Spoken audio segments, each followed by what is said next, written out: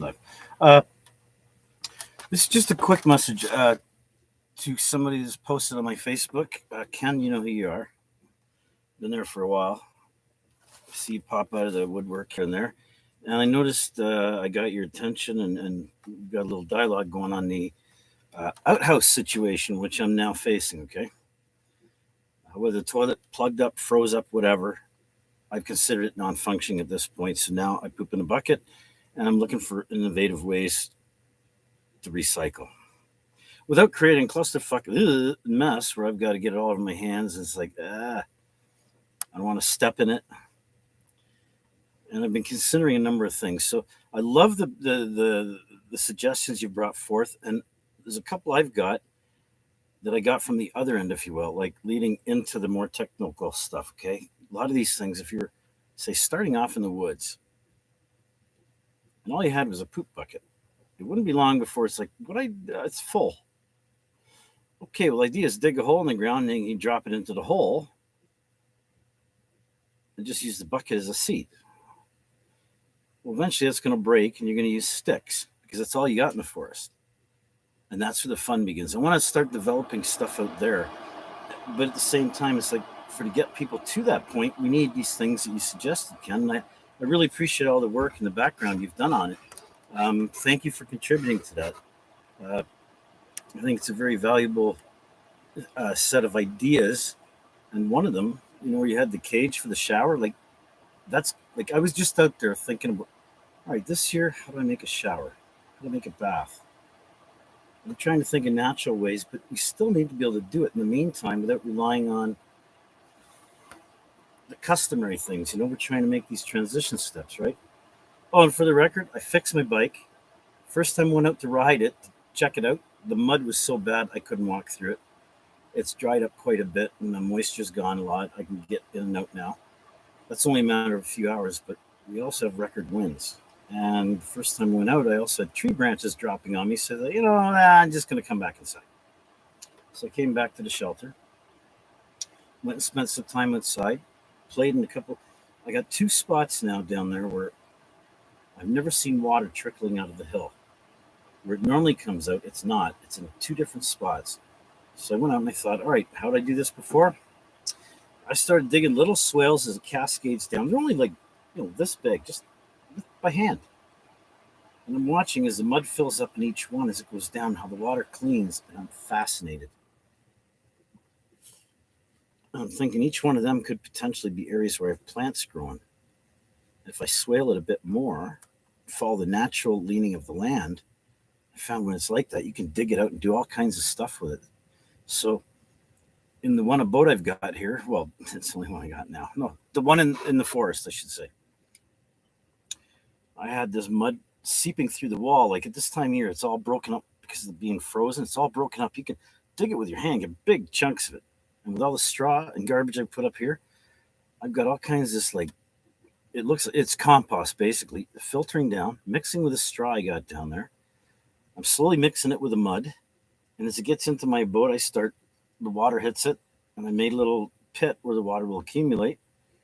I keep putting the mud in there. And as I work that mud, okay, today it was all nice and loose. So I'm sitting there, pulling mud out of the ground, going splat, splat, splat. And I'm thinking, holy fuck. My friends could see me now. And yet I don't know anyone that would really enjoy that, but there was quite a thrill in it, except that I was by myself. But still, the wind got really bad, and I thought of the safest spot I could find. And I thought, in this barn, it's an unpredictable way it would blow apart. At least out there, I know it's attached to the ground.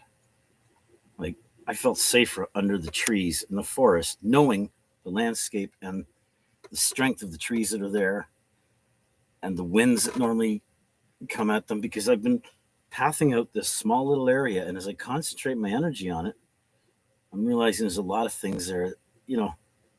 When you follow a path every day, sometimes you don't notice the things on the side. And you go, oh, when did that get there? Huh, never noticed that before. Sometimes years later, like I know driving to Toronto and stuff. Well, no, that's a bad example. But, just when I used to drive back and forth to Grimsby from Niagara, every now and then I'd look over and I'd be like, fuck, I've never noticed that spot. How could I go by so many times and not notice it? The other day, I'm going to my brother's place, and I see a water tower in Thorold that's like been there forever, and it's the first time I actually took note. Oh, there it is. I've seen it from down the hill, but I drive right by it and not seeing it every day. After 2 years, I finally noticed it.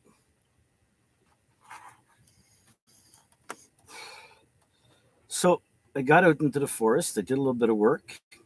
I played around with the water and the streams that are forming. They're just tiny little trickles in that right now, right? But I thought by making them swales, it's holding more water in the area I want and need. And as it's coming down, I'm mixing. Like I got this little, like very flexible rake. I got to bend right over. It's yay wide. Big fan. I haven't got a handle on it. And I'm using just the end of the rake to rake the ground. Now I'm standing on quite an angle, so I'm sliding downhill sometimes. And I'm raking all the debris. And all the loose mud that's been frozen the first couple inches just sometimes sloths up. And I get these great big rolls of mud developing. And I've been doing this for a few years. This year it's pretty, like, I can see there's a lot of cascading effect. And I'm looking at it and thinking, there's the natural areas that I can grow my plants. Next, I'm going to be looking at the sunlight coming through. And I'm thinking of more dappled sunlight, like a greenhouse. In the summer, well, I should maybe keep this short. We'll get into this later. I just wanted to say thanks to Ken. And I hope that we can get some working done. You've been asking where I'm at. I've got no problem. I mean, I've got my address posted all over the place. But I've heard feedback from many over the years that no matter what I publish as where I live, it comes out as somewhere different. And even when I do a search of myself, sometimes I'm coming from Quebec, Etobicoke, Vermont. I don't know how that happens. Oh, and there's one website I got where apparently I live in Texas. I created the website, but I don't live in Texas, and I never said I did. So there's a lot of things that we're working on that maybe aren't perfected yet. And I think that's where you got to trust the clever Wookiees in the background, trust the system. Shout out to Cat Wolf as well. You just got your concern about my bike. It's fixed. I'm about to head out into the wind and see if it will get me to my destinations because I have run out of toilet paper. Now, I haven't really. Down the forest, I got a roll hidden. I can go get it. But here at camp, I don't. And I've got a number of holes dug down there, but I realize they're too close to the path. I've got to move them, and I'm watching where the water flows. I'm thinking about, runoff, about long term. And yet at the same time, if we think way in the future for something, we're avoiding or missing maybe some of the blatant opportunities staring us in the face. I'll give you an example of what I mean. I hummed and hawed all day yesterday, partly because I felt like shit. Weak, lethargic, sleepy, groggy, I couldn't get my stuff together. I ate pretty good. Like, there's no problem with eating. I've been eating really good lately. In fact, I think I've gained a few pounds. Whoops, shouldn't roll that so tight. I forgot what I was saying now. Oh, yes, that example. So I've got this old chain that I had for the bike. Now, how it snapped, I'm not sure. I was shifting down, and I paused for a minute, because when I'm shifting down, especially if you got stress on it, I know it hurts the bike. So I paused for a second, it dropped, and my legs just went chook, and I fell over.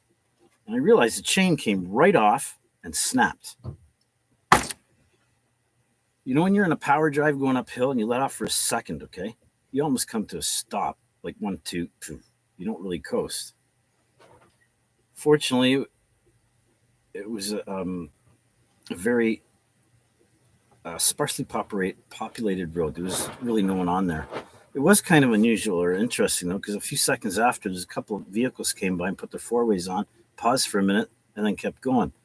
I don't know if they stayed too far away to ask if there's any assistance they could offer, but it just seemed weird of the timing, right?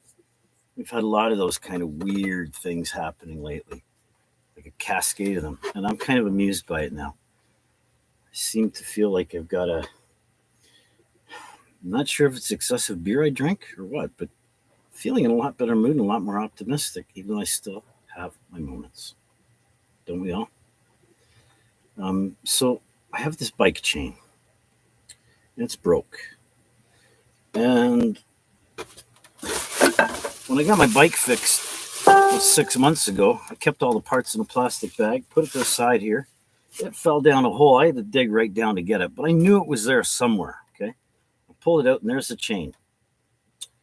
And I can either try and fix the old chain, or just put on the new one and take the quick link off the new chain I have and put on the old one, because the other chain, I couldn't get the pieces apart to fix that one link. It might have been the way to go, but for now, I just thought, what's the fastest way to get me what I need? Imagine there's an emergency. I'm out of toilet paper and beer. I got to get somewhere ASAP, or I don't get my supplies tonight, because it is my main mode of transportation now. And I've had a hard time with my knees after a nice ride yesterday, and then I had to kind of walk quite a bit because my chain broke.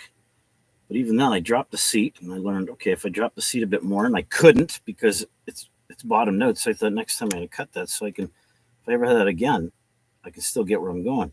And I found that if I sat on the seat and just put my tippy toes down, it was easier than pedaling, and my knees felt great.